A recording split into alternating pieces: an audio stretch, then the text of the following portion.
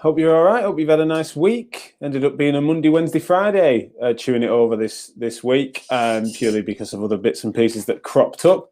However, we will still be coming to you most days, and it's still our intention to be every weekday. If we change that, then I'll let you know. But yeah, hope you're well. Hope you can hear me. All the usuals. Do let me know if not. But what's interesting and exciting about this is because we had a guest cancel, unfortunately, today.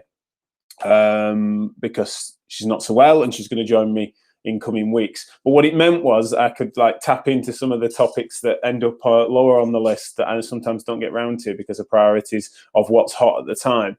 And I'm really pleased that this is one that I love talking about, and also that people usually have plenty of opinions in this direction, which is about sort of running form. And it's half an hour, so we're not going to visit all corners of it, but it's definitely something that people are pretty passionate about. And so I do want to hear from you if there's anything that you want me to especially visit.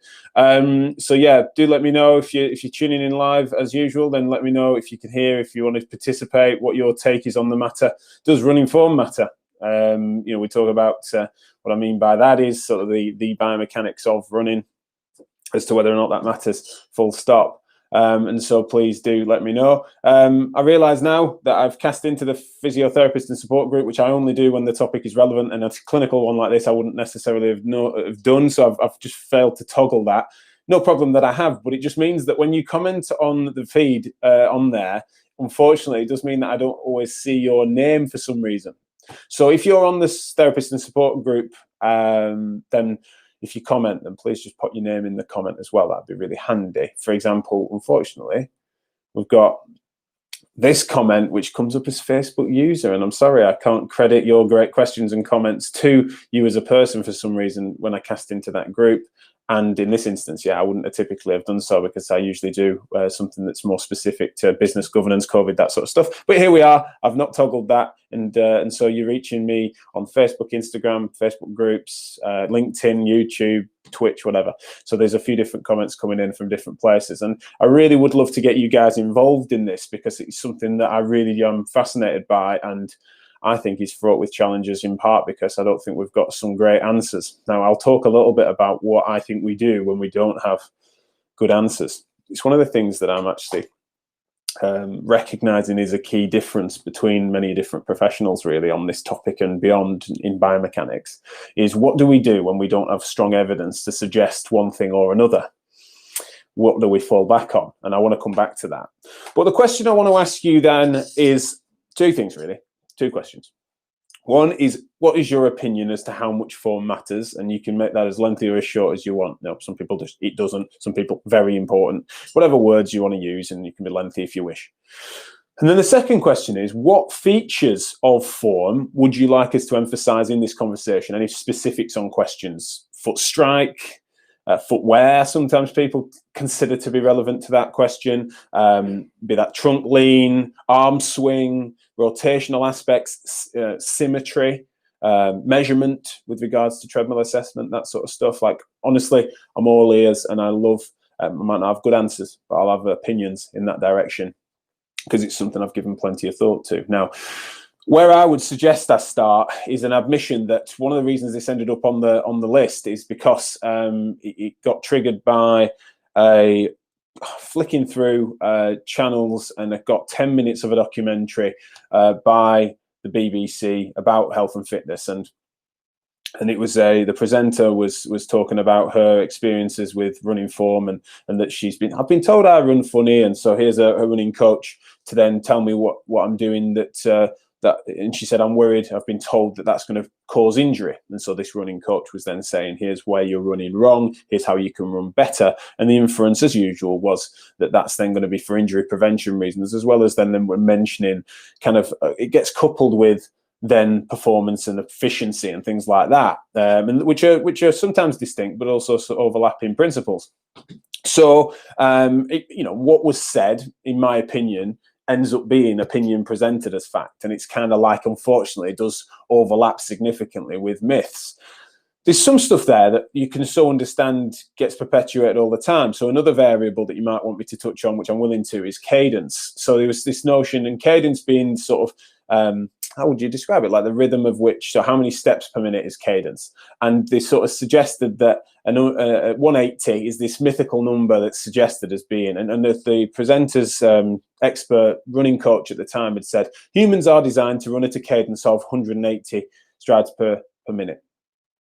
And that's something that is perpetuated many places, but not necessarily in the literature, right? It's sort of a bit of a mother knows best style assumed wisdom, right? It's like something that's sort of carried with it. Now we know where it kind of, there's a few different places in which it came from, and some of which is based on embryonic ideas from, not totally non-credible in scientific terms, but it's kind of that this notion that is the human optimal is something that is quite disputed. It doesn't mean that that's not going to come out in the wash, and in time we kind of know that is the truth of it.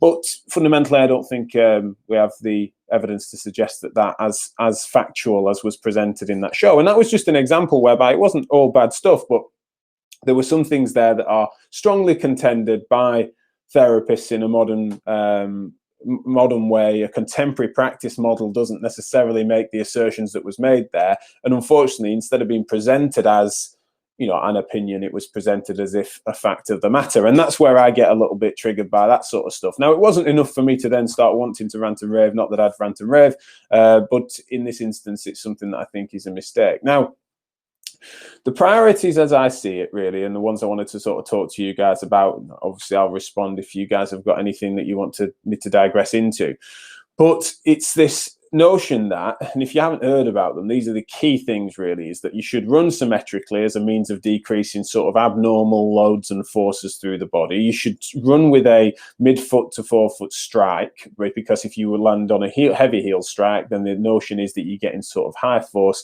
reverberation through the body that's then going to be detrimental. You're not moving in what would be considered a human optimal, and therefore, and this is, by the way, in this presentation of the documentary, as well as then what is considered to be the assumed wisdom, is that this is then spoken about in terms of just any jobbing amateur runner, right? This is someone that's just, when they're doing a couch to 5K running at any level from amateur through, this is what is suggested as being a gold standard for injury prevention and performance.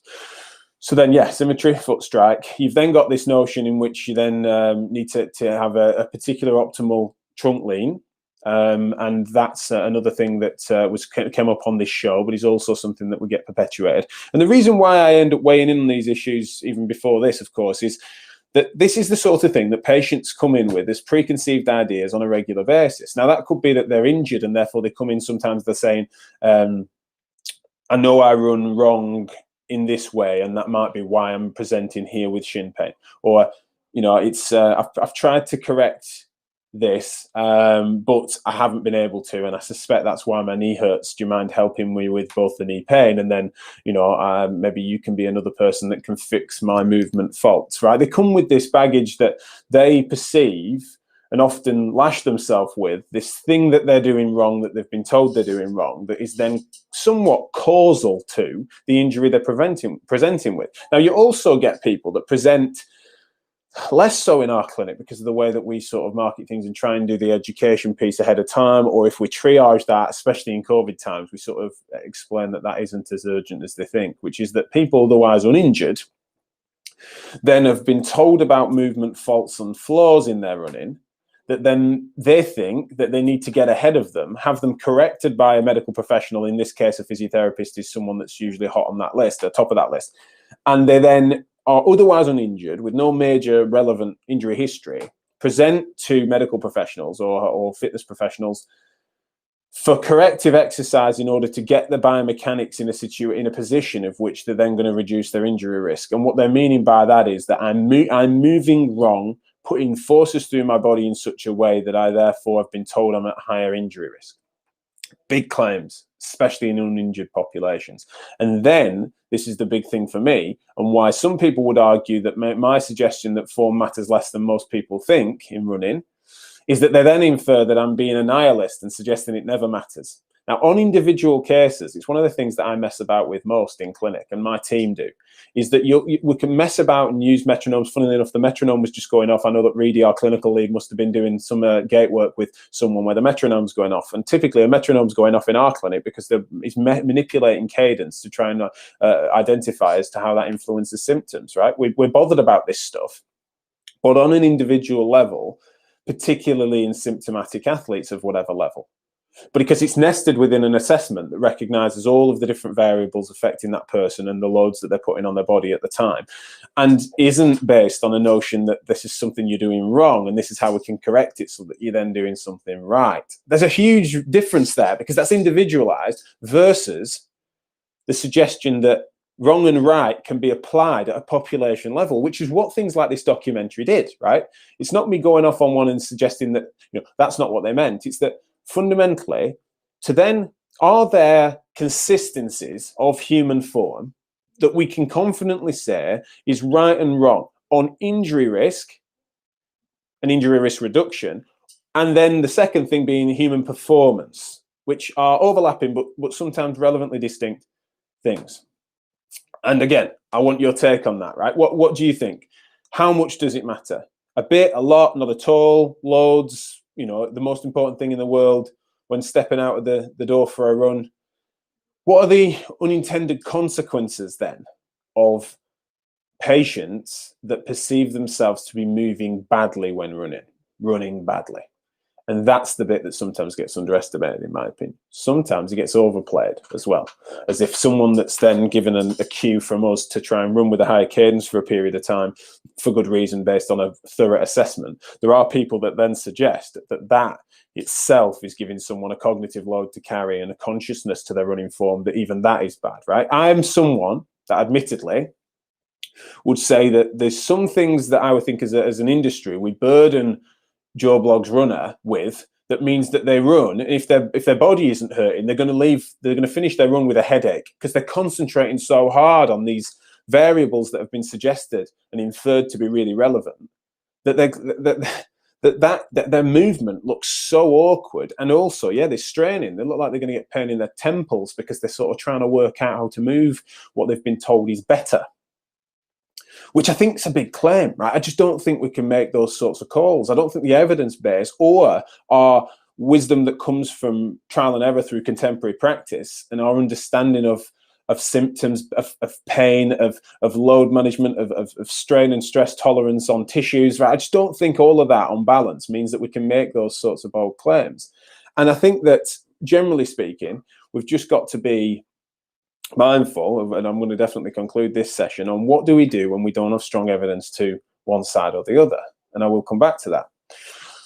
So when we then think about my point there about how on an individual level it might be very relevant, but on a group population level, it for my opinion is less so, means that isn't, it's an awkward point to try to make on a BBC documentary to everyone. But it's one that I think is super important, because otherwise, if you try and suggest it on a population level, I think it's as close to false a claim, right? I think it is a myth, right? To infer that Joe Blogg's runner should run at a 180 cadence and show them how to, because that will reduce injury risk. I don't think that's a defendable claim en masse.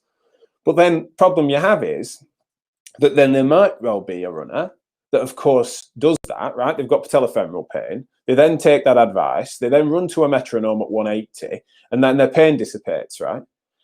Translating that across the body of the population is a falsehood, and that's certainly really relevant.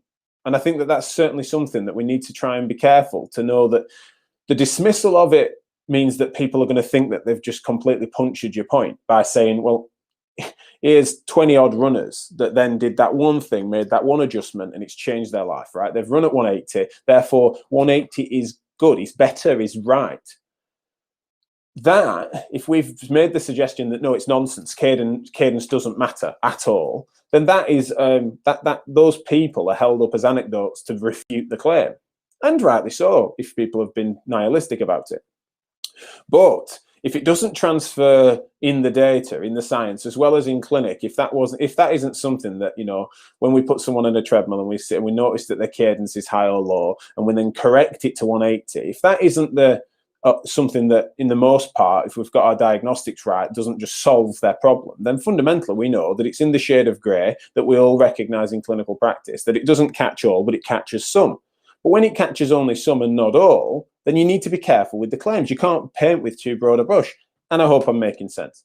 Now, as a few people in the comments have flagged here, which I really appreciate, is that there's far smarter people than me that have been on Physio Matters and the like over the years, as well as on social media, who are my favourite people thinking in this direction, have made this point far better than I am doing. And so please do follow their stuff and identify the interviews that I've had with them over the years. Greg Lehman's a good example, and apparently he was off on one about it on Twitter yesterday, as Greg does, of course, the #1 person to be thinking in this direction, I would say. Similarly, as someone has said, sorry, it just comes up as ASC, I think, on YouTube here. Previous guest on your show, Running Physio and Matt Phillips. So that's Tom Goom and Matt Phillips, who came on Physio Matters years ago. They stated some clients with them during injuries, which perceived by them to have overstriding and cadence issues. Thoughts? Absolutely. Right. So I hope I'm started to, in that last 5 minutes or so, I hope I've started to clarify a little bit about that. Is that, yes, there's no doubt that people come in sometimes and that the cadence or overstriding, which then leads to heel strike, is an incredibly relevant variable to their symptoms. I had one recently of which has got, you know, shin pain, classically shin splints, considered an overload.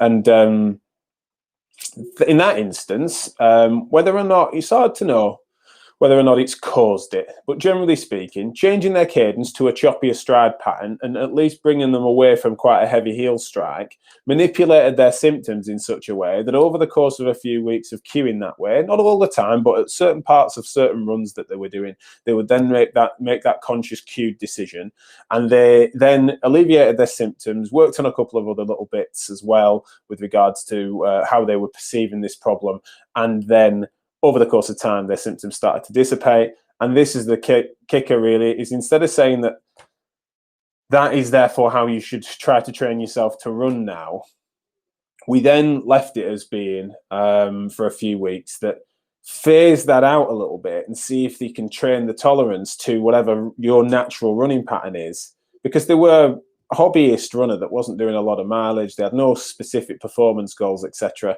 And then they walked it back and started cueing themselves less to see if they train their tolerance off. And in this instance, it's still ongoing to some extent. I'll no doubt get some contact from them at some point. But fundamentally, if they then walk that back and the symptoms increase, then it could well be that that's a really relevant variable for them. But what I found myself in practice doing is that then saying that I still don't buy that it's running badly versus running good. And I think what's really interesting is you're kind of in a situation where I usually end up in a bit where someone's running a 5K in half an hour, right? A typical sort of fairly, you know, relevant and steady 5K run that someone might do as a hobbyist. Is that they then end up doing, say, 10 minutes of that half an hour in 2 5-minute bursts or whatever, 2-minute bursts, where they cue themselves that way. And otherwise, they run thoughtlessly and carefree and stuff. Like Phoebe from Friends, I put the GIF on Twitter earlier about people running like Phoebe from Friends, or like Kermit the Frog is something that Lee Harrington said on the very first Physio Matters, which tickled everyone. Is that it's not, in my opinion, a way of them saying that they're running badly versus running good on the sort of macro across the population, but they might be running badly for them, especially in that moment, in that context, considering their amount of sleep, nutrition, other variables that they're doing, how they're working, their activity levels more broadly.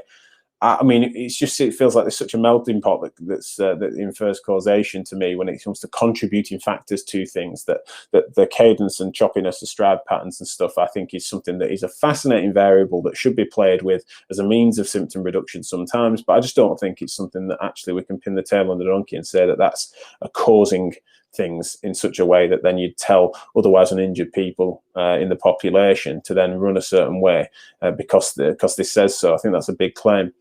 You've then said, sorry, I don't have your name. AC has said on YouTube, I agree with you that one size fits all approach is never going to work for everyone. It's general advice. It could be a preventative measure. Yeah, I think that that's where I admittedly, and I respect that people would say, you know, that's a fair caveat. One size doesn't fit all, but as a general rule, maybe do this. You know, I've got time for that. That's fine. I don't, and I disagree with it in part because I think that that is something that the unintended consequences of that behavior, I think, get underestimated. So what I mean by that is, sending people off with that, especially because it's rarely just that, you know, it's a heel strike cue, it's a cadence cue, it's a suggestion of sort of trunk lean and swing, right? It comes with a number of different variables that are suggested to be optimal form.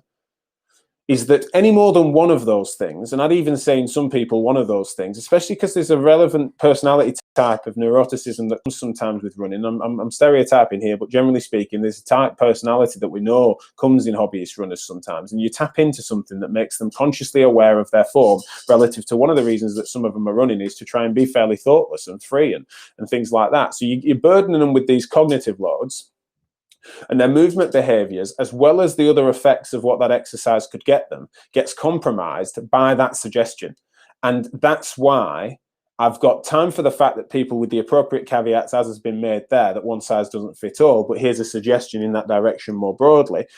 I respect that. I don't think that's compared to those that suggest that this is how you should move and aspire to move like that, whoever you are, you know, that's certainly of those two things. I've certainly got more time for the former. But the reason I don't is because I think that I see an awful lot of people, particularly in my work, which is often sort of second to eighth opinion work, or people that are otherwise saddled with problems that others haven't been able to solve, is that I see it's overrepresented compared to most, but I see a lot of people that have been in that space for a while, and I'm concerned about it. And so I err on the side of caution. So let me just indulge what I was saying at the start about the fact that when it comes to these things, cadence, foot strike, symmetry, I think that the heart of it is a causal claim on mechanism that I think gets understated.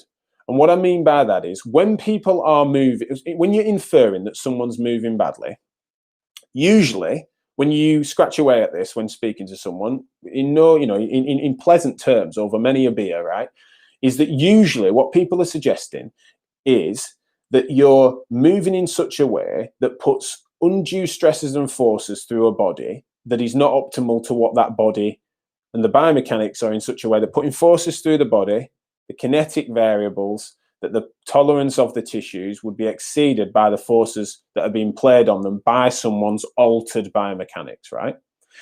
Now, underneath that, if you're suggesting that someone's tissues are not tolerating the forces, that's a fair enough thing that might be happening. But if you're then painting with a broad brush, what you're doing there is what are those altered forces doing to the tissues? On a cellular level, you're suggesting that they are then causing them undue stress in such a way that then that is damage, right? On a cellular level, you're suggesting that they are damaged or inflamed or something like that.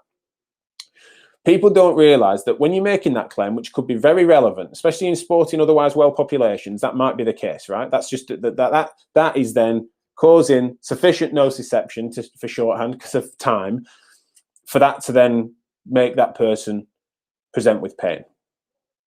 But do not mistake the fact you have made a jump from tissue-centric nociception to pain on the macro, right? This isn't an individual case now. We're suggesting that move badly, forces exceed tissue capacity in most people, or enough for it to sort of be relevant, and that nociception on a cellular level, that's a bad way of putting it, that tissue stress on a cellular level that's provoking nociception, ergo pain, right? That's a jump, especially when we're not talking about individual cases, of which sometimes it's completely relevant, and that makes sense. But I see that mistake being made, right? Nociception is not sufficient and necessary for pain. And that's where the pain science comes in, or the sociology of the fact that there's other contributing variables to people's pain experience and their presentation of such. That's the bit that I end up with a sticking point, and why I don't paint with this broad brush. Now, I said I'd come back to the fact that, right, what do I see as being, what do we do when we don't have evidence, a strong evidence base that suggests one way or the other? If the evidence is always up for interpretation, I think it's important for us to recognize that on something like does form matter, does running form matter, I think it's one of the most interesting and fertile debates we have. And I would be remiss to not say that I'm unconvinced that I think we should be unconvinced. I think it should be an open question, especially on each of these individual variables. I think it's compatible. My worldview on this is certainly compatible with, it turns out foot strike, matters more than I'm suggesting en masse, and there are certain things we can make suggestions of in people, right? Or it might even be this age group, this gender. The more data, the more we find out. Symmetry might matter more than I'm suggesting. Running like Phoebe from Friends and Kermit the Frog is inherently bad for ankle pain. We might find this out, and I'm not a nihilist in suggesting, or I'm not convinced enough of my own shtick at the moment to suggest that might not come out in the wash. But what I'm suggesting is, and this is where I differ from some of my colleagues who I have a lot of time for and respect, and certainly a lot smarter than me, is that when we don't have strong opinions, a strong research-based evidence that would sufficiently state what I've just described, where we can be more specific, my default is to suggest that without that evidence, or without an individual case being unpacked thoroughly, then I think that the default advice should be run how you run. That matters to me. Being able to amble out your door thoughtlessly for 20 minutes to half an hour because you're going for a run, I admittedly would rather you ran as you run. Now, for similar reasons, other people feel, and I get why, that without sufficient evidence to suggest otherwise, we should advise what I call assumed wisdom, mother knows best, what the textbooks have told us, that this is optimal running form based on physics-based biomechanics, or assumed logic that kind of makes some sense on tissue stress, that without sufficient evidence to the contrary, that should be the default, that should be the baseline. What I'm doing is sort of saying that as standard, let people run how they run. And other people, not for such dissimilar reasons, they think that there's something to be said for how we've acquired that knowledge, that therefore, without evidence to the contrary, run as the textbooks suggest, or encourage people to run like that as if it's a skill to be acquired or to be refined or to be aspired to. And I've got a lot of time for that. And I've got a lot of great friends and smart people that feel that way. But I'm just admitting to you that I think is one of the key conundrums that we have in biomechanics when we have interprofessional spats, is because that is the heuristic almost that people use in absence of evidence. And then there's other groups of people that feel like, actually, we've got strong evidence to be conclusive of one way or the other. But the big thing for me is that I feel that in the absence of specifics, that's where I end up, is I feel I really see the benefit of people running how they run, moving how they move. And that is sometimes why I think there's a contention there. So I hope that's made some sense. Really appreciate it. And I've got a few comments in here. Thank you so much, Luke Ford, for saying really interesting topic. Is it their running form, or is it down to something else that they've just been injured? I mean, that's exactly it, Luke. Great point. Is that I always feel like, how confident can we be to claim that it was their running form and not some other extraneous variable? And I think that's a bold claim, especially to burden someone with it and to suggest that it is their form. As I said, people come into clinics suggesting it. I've got a question here from apparently someone who's called Andy. AC has declared himself an Andy. He said, realistically, do you have sufficient time to test tissue tolerance? How would that work? Yeah, I don't necessarily mean on the specifics there, Andy. It's a good point. It's a difficult thing. There are ways to do that, of course, but on especially if you wanted to check someone's tissue tolerance, or try to, as if it was relevant to try and test the difference in their tissue tolerance in, say, tendon, bone, ligament, etc. Of course, that's not right. But testing someone's tolerance by some way of stress metric, you could do. It'd be difficult to do in a lab because you risk of actually breaking them. So we end up doing a lot of that, you can imagine, in vitro rather than in vivo. So no, what I'm meaning by that is that bearing those variables in mind, to understand that those tolerance levels are going to be we can be confident that bone is, in its well person, physiologically able to withstand this amount or whatever, sort of recognize that. So you can't necessarily get individual tissue stress tolerance, but you can make assumptions based on wellness. And it's one of the reasons why with runners, you want to be going through those systemic factors with regards to sleep, nutrition. Certainly with women, you want to be asking about menstrual cycle and other variables that can affect bone density and bone tissue tolerance. So to make sure that if we're talking about what might be patholon, we need to be patholon. But yeah, Jake, and I think that's great, is that you don't need to be tolerance. But when some assumptions, I think it's smart for us to recognize that the human more robust than we sometimes give it credit for. Jane Ashbrook, thanks, Jane. I notice I'm in overtime now, so I need to go soon, guys. But Jane Ashbrook, to me, running is a skill. To get better at it, like any other sport, you need to learn to be stronger and more efficient with better technique. Is important to me with my coaching hat on. That doesn't necessarily have anything to do with pain, though. Thanks, Jane. And it's definitely something I wish I had a bit more time in this show to unpack a little more, and we'll definitely visit it because there seems to be an interest. So please let me know if you'd like me to go into this further. Is that I've spoken here about pain and injury reduction more than I have performance and efficiency. Jane, I think we've had a back and forth on this before, either over a beer or on social media, about the fact that Jane's point here is that in terms of performance and efficiency and metabolic sense of DOMS reduction, even, like I feel like I understand what Jane's coming from there, and that's where I'm more sympathetic to it. And there was a great point made on Twitter by Keith Graham earlier when I mentioned that I was doing this as a topic, and he was saying about the fact that, look at all the elite athletes, they all move in such a similar way. Is that relevant? And I think that when you're aspiring to what is human optimal, and the fact that biomechanics sort of converge somewhat, I think there's something to be learnt from that. And I think it's Matt Fitzgerald or Fitzpatrick or something that's written well on this in the public forum, in like pop science type stuff. I think it's fascinating, so I'm definitely really interested in that stuff.